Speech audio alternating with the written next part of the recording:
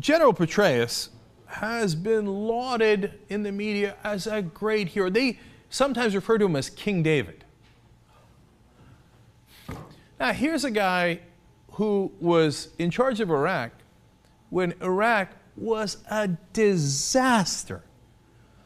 My God, in 03, 04, 05, 06, have you ever seen in America in such a military mess in your life? I remember before the Iraq War, everybody was so cocky. They joke around like, Iraq, ding, get rid of that guy in a couple of weeks, no problem. And then, how many years later? We started in 03, and in 06, 3 years later, it was an epic disaster. And for that, what did General Petraeus get? Commander Petraeus. Oh, General Petraeus, what an American hero! What an American hero! Back in the 1980s, when Petraeus was coming up, he wrote a paper where he talked about the most important thing is not what you do, it's the perception of what you do. Boy, he nailed it. And well, that's what got him in trouble later on. But what he's really been doing is sleeping with the press. As Michael Hastings put in one of his articles on BuzzFeed, this is literally, I mean, this is a term of art in journalism. When you get incredibly positive coverage because you gave access or you gave something to the reporter, it's called a blowjob piece. So the real problem is the blowjobs he's been getting from the media, right? So at this point, the only thing that could have cost Petraeus anything is a sex scandal, because that's the only thing that gets any kind of negative attention in this country. You could do a horrible job. Hundreds of thousands of civilians can get killed in Iraq and Afghanistan. Nobody gives a damn. But to this day, the media, protective of their beloved generals. Listen to Erin Burnett and why she likes General Petraeus so much. He did with all of us. He made us all feel special by how quickly he would respond to emails. Yes. Yeah. Oh, did he respond to emails? He made us feel so special. Well, he responded to one too many emails from Paula Broadwell, apparently.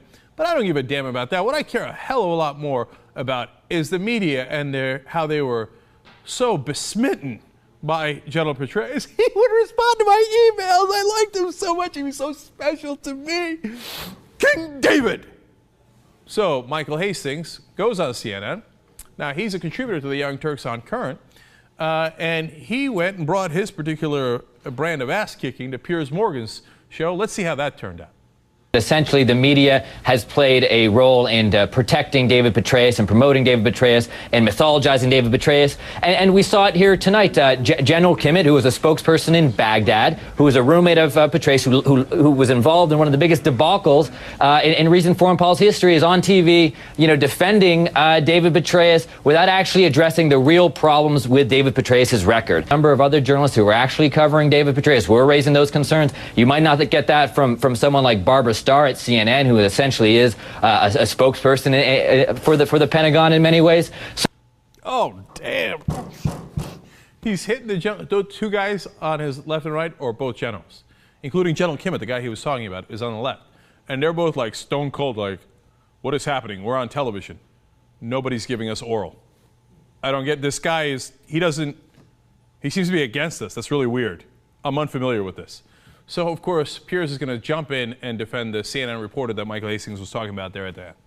Okay, well, but Barbara's not a spokesperson for him, obviously. But let's move to Lieutenant Colonel. Not too obviously. I've followed her coverage pretty closely, as she's covered my work before too.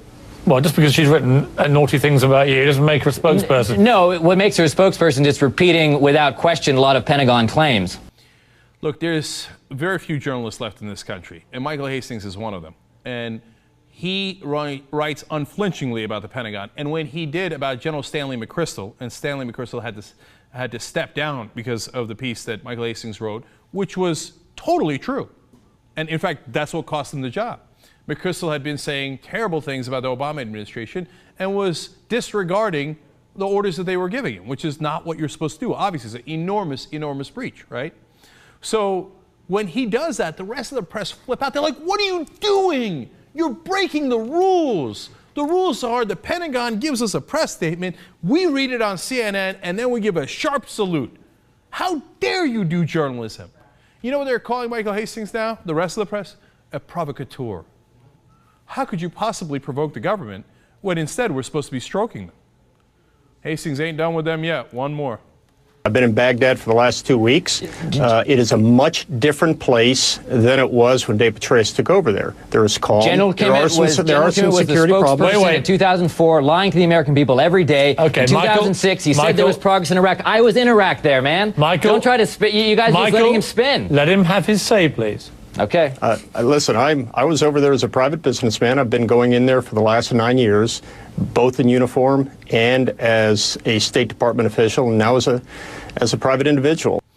Oh, well, then I really trust you because you're making money off of it. And Michael pointed that out later in the segment, too.